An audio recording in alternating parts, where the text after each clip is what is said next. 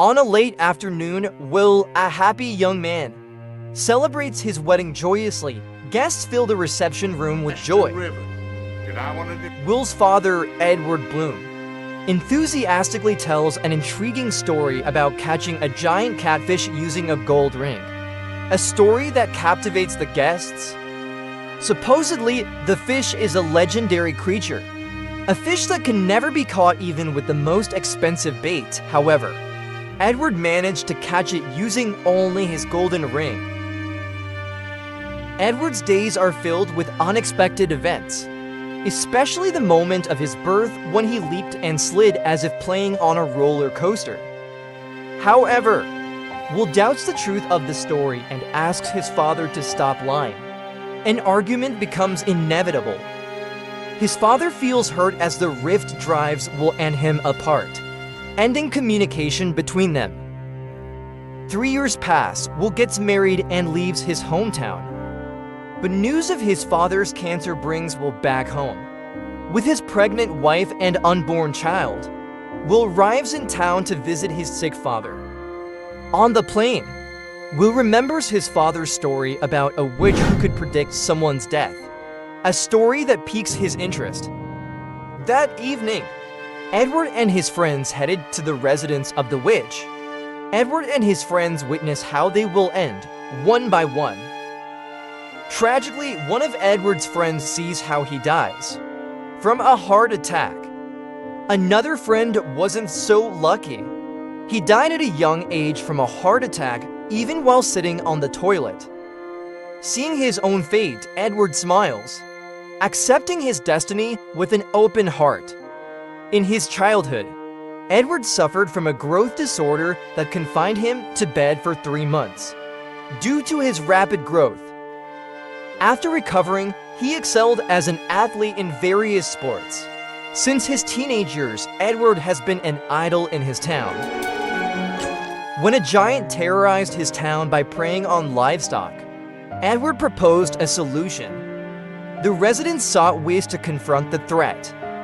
Bravely, Edward infiltrated the giant's territory to find a solution. Go away. However, the giant didn't threaten Edward because of its size alone, but because of its loneliness. Misunderstood by others, Edward suggests to Carl, the giant, to seek a bigger city where he can find more food. Initially reluctant, Carl feels politely pushed away, but eventually agrees upon Edward's promise to go with him. Now first, On their departure day, the townsfolk come out to bid them a cheerful farewell. have advice. Find yourself a nice girl now. At the city's border, they are faced with 2 roads, one long but smooth, the other through a haunted forest. Excited for adventure, Edward chooses the forest path, promising Carl to meet him at the end. He traverses the dangerous and overgrown forest. Finally, he arrives at Spectre City, a beautiful hidden place. He is warmly welcomed by the mayor and the residents, even meeting Norther, a resident from his own town. That night, Spectre City celebrates Edward's arrival with a lively feast. However, amidst the festivities, Edward announces that he must continue his adventure and leave the city. Furthermore, he promises to return to Spectre City someday.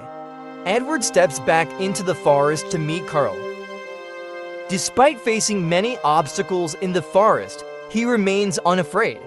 Believing he won't die there as the witch predicted, the hurdles he faces even vanish on their own. This isn't how I die. Finally, Edward emerges from the forest and resumes his journey with Carl. They arrive at a town after a long journey. In the town, Carl and Edward watch a circus performance, where Edward is captivated by a beautiful girl. Despite trying to approach as if he could stop time, Edward misses the chance to speak with her. Though disappointed, Edward is determined to marry the girl someday. The circus owner, Calloway, knows who the girl is and promises Edward to provide details about her every end of the month, if Edward agrees to work without pay. Edward and Carl tirelessly work in the circus for 3 years. Every end of the month, Calloway gives Edward a little information about the girl. For Edward, this recognition is more valuable than all the wealth in the world.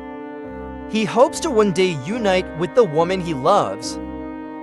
It's time for Edward to leave the place by talking to Calloway, but suddenly a wolf appears and attacks the circus where Edward works. Their circus mates are about to shoot it, but Edward refuses. Instead, he manages to tame the wolf. That night, I discovered the most thing lacking in social nicety. The next day, it turns out the wolf was Calloway himself, the circus owner. Calloway reveals the true identity of the girl. Her name is Sandra, a friend of Calloway's old acquaintance. Sandra is studying at a university far from the circus. Without hesitation, Edward searches for Sandra and has to change vehicles 3 times to reach her. That afternoon, Edward arrives at Sandra's place. As the door opens, Sandra herself appears. Edward honestly declares his love for Sandra, hoping his feelings will be reciprocated. However, Sandra is already engaged to Dawn, Edward's childhood friend.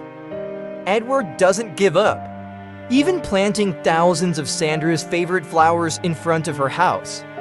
Slowly, Sandra's heart begins to soften, but Dawn finds out about Edward's plan and hits him. Shocked by Dawn's actions, Sandra immediately ends their relationship. Though hurt, Edward is happy to have won Sandra's heart. However, this happiness is disrupted when he is required to join the military for 3 years. He doesn't want to waste his time and decides to leave. After completing a mission, he jumps out of the plane and lands on a foreign army stage. There, he gets involved in a secret mission to steal important documents, shortly after which he meets a pair of Siamese twin women. Edward pleads for help to escape from there, so he can return to America. In return, Edward promises to help them achieve fame in America then. They agree and successfully escape from the place. Upon returning to America, Edward becomes a traveling salesman, selling unique items from his company. One day in a bank queue, he meets Norther, an old friend from his hometown and Spectre City. Norther is robbing the bank, and Edward is asked to join him. Reluctantly, Edward helps him. However, upon opening the vault, they find the bank bankrupt. On the journey, Edward advises Norther to do something more positive than robbing. Norther listens to the advice and goes to Wall Street to try his luck, where he becomes hugely successful. Not long after, Norther sends Edward a large check for $10,000, which Edward uses to build his dream house. Currently, Will, curious, visits Spectre City. There, he hears the story of how Edward saved Spectre City from bankruptcy and rebuilt it with the help of his friends. At first, Edward bought the dead town of Spectre when it was auctioned. Later, Edward bought farms, plantations, and houses of the residents, but he didn't ask them to leave instead. They continued their activities there as usual, as if everything still belonged to the residents. Finally, after months had passed, the once dead town of Spectre has now revived into a lively city, with even the woman's house appearing as good as new. Although the woman flirted with Edward, he rejected her because he wanted to remain faithful to his wife, Sandra. Upon returning from Spectre City, Will finds his father having a stroke and helpless in the hospital. As saddened, Will sits beside his father, hoping to have a conversation with him. Haltingly, his father asks Will to recount the prophecy of his death he once saw from the eyes of the witch. At first, Will is confused as his father never mentioned it, but eventually he starts telling the story. One morning, Edward wakes up in the hospital with a fresh and healthy face. He convinces Will to escape from the hospital to the river, using a wheelchair, with Will's mother and wife also assisting in the escape. In the parking lot, Will immediately carries him to the car and rushes to the river, arriving at the river. Will runs to the riverbank with Edward in his arms. Surprisingly, everyone who knows Edward is there, from his fellow soldiers during his time in the military to his circus colleagues. They seem to be escorting Edward for the last time, applauding joyfully without sorrow. Will reaches the middle of the river and bids farewell to his father before releasing him into the water. Suddenly, Edward turns into a giant fish and swims away. After listening to Will's story, Edward smiles contentedly on his bed. He feels relieved that Will understands that his father didn't mean to lie. He just enjoyed entertaining everyone around him with his stories. Edward then peacefully departs from the world. Now, we arrive at Edward's funeral ceremony.